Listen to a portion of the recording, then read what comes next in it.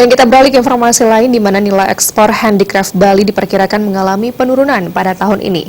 Namun berbagai upaya telah dilakukan seperti mengadakan pameran guna memperkenalkan hasil kerajinan Bali kepada negara tujuan ekspor. Demikian dikatakan Ketua Asosiasi Eksportir dan Produsen Handicraft Bali, Ketut Dharma Siaja.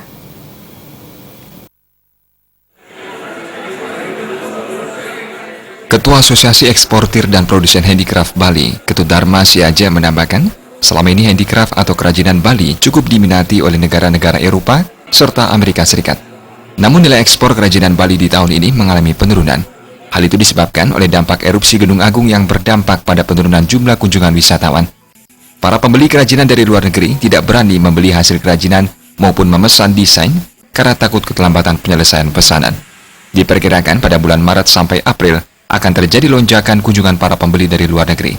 Selama ini, negara yang menjadi kompetitor dalam ekspor kerajinan yakni Vietnam, Thailand, Filipina, Malaysia, serta India. Berbagai terobosan telah dilakukan ASEPI Bali guna menggairahkan hasil kerajinan Bali. Di antaranya, melaksanakan pameran kerajinan serta mengenalkan hasil kerajinan dengan desain yang sesuai selera pembeli. Kalau tahun ini saya pikir ekspor kerajinan handicraft Bali itu akan mengalami sedikit penurunan, mungkin di awal tahun saja. Karena seperti kita ketahui sejak bulan September dan Oktober itu sangat keras sekali pengaruh dari dampak Gunung Agung meletus. Nah, para pembeli dari luar negeri itu, mereka takut untuk datang ke Bali untuk memesan barang atau membuat desain baru kepada pengrajin-pengrajin kita, pada eksporter-eksporter kita. Nah, itu dampaknya ya sekarang ini di awal tahun ini, karena skema kerja kita itu adalah 3 bulan, 6 bulan ke depan. Sekarang order barang 3 bulan lagi atau 6 bulan lagi baru akan selesai dan untuk dikirim untuk diekspor itu.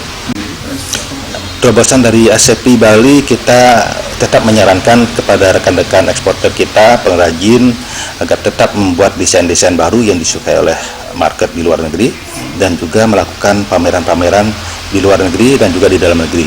Pameran-pameran yang tepat tempatnya dan tepat waktunya. Semester kedua akan dimulai pada bulan Juli Agustus, itu mudah-mudahan akan terjadi peningkatan ekspor komoditas handicraft kita.